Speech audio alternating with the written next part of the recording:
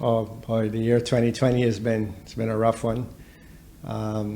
Quite interesting when you ask about the way forward is that since the country was on lockdown, our group had accepted the issues associated with the pandemic and was crafting a way forward, accepting. And I think the main thing is really accepting. When you're in a crisis, you have to accept that it is what it is and try to chart your way out.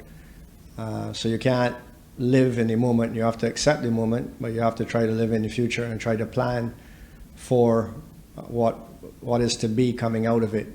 So it is, mentally, emotionally, physically, and spiritually be in a place that will allow you to overcome the challenges. The old saying, in the face of adversity, there's opportunity. And that's how our group was living. So we had to go by living on Zoom meetings and not being able to meet face to face and so on. So first of all, getting used to that.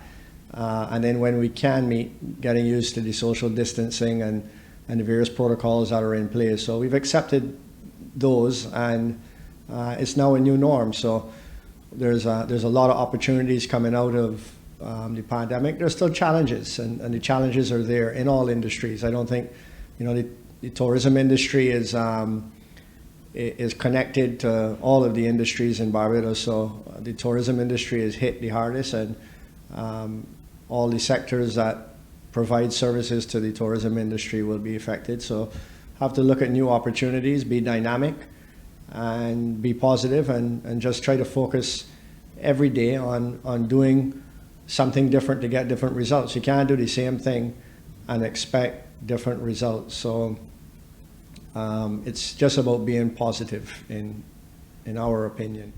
I personally have learned patience more during the pandemic than I ever had before, because when you plan things in an environment where there's work going on every day, you're planning while things are being executed, and while things are being executed, you're planning something else. In the pandemic, there was a lot of planning, and there was a lot of time to replan and replan and replan because there wasn't the ability to execute.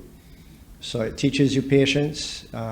It teaches you to be appreciative and to realize that we can live with a lot less. Everyone that was at home was spending less money and probably focus more on their health, mental, emotional, physical, and spiritual well-being than ever before. So that I surely had a lot of time to do, and I want to carry forward the things that I did in the pandemic into my life as I know it now, and certainly to be able to share that with everyone that is close to me, and it's a good feeling. What I can say, and I can say very boastfully but humbly, is that our group of companies has been at the forefront of technology. Our precast plants are dubbed as the most technologically advanced in the Western Hemisphere. We use tablets and we use those devices on our sites for communication. So printing drawings in the factory and printing drawings on the sites and all of that we've been working to have those as a thing of the past. We've been going paperless with all of our invoicing and so on in our companies, and trying to communicate a lot more via technology. So it is something that we have been doing, and we're going to continue to practice doing. I do believe that there is a place for technology with respect to meetings and so on and so forth, but I don't believe that you can beat meeting people face to face. But there is a place for it. Even office spaces and so on, that's just going to be all taken to a different level.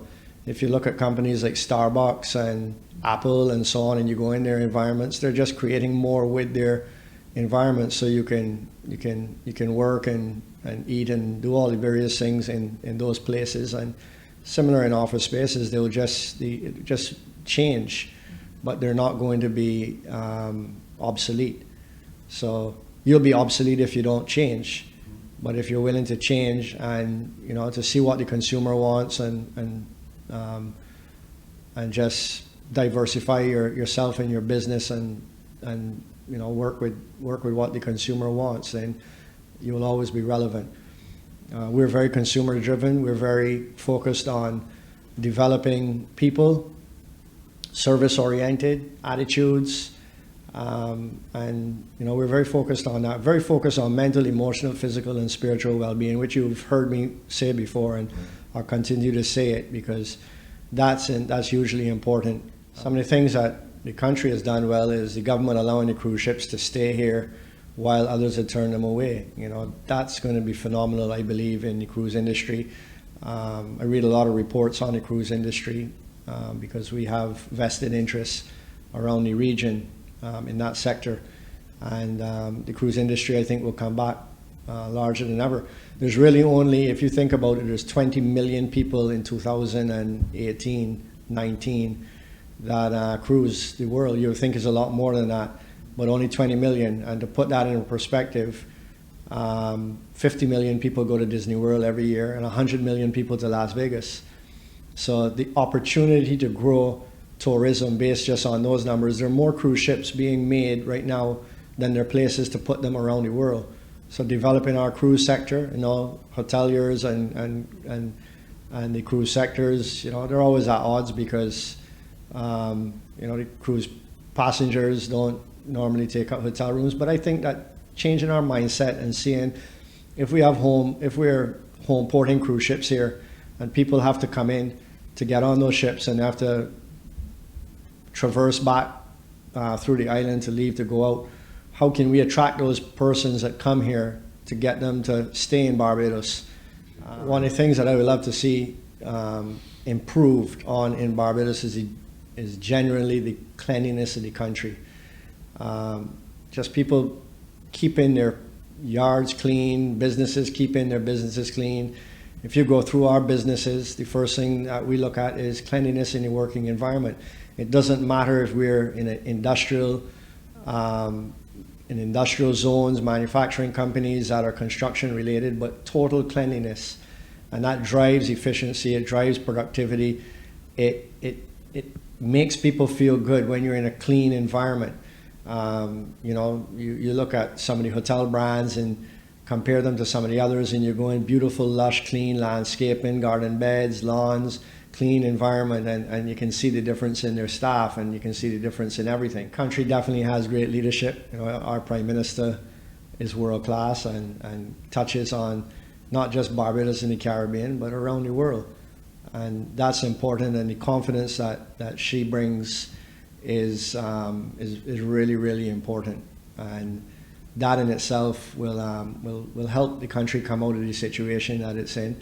And I hope that in time that we can more so overcome the roadblocks that we have to facilitate business, and we've gotten there to a certain extent, but we still have a long way to go, and we have industries that we can explore that have not been explored before that could possibly come to Barbados, and hopefully with good leadership and facilitation and so on, and confidence.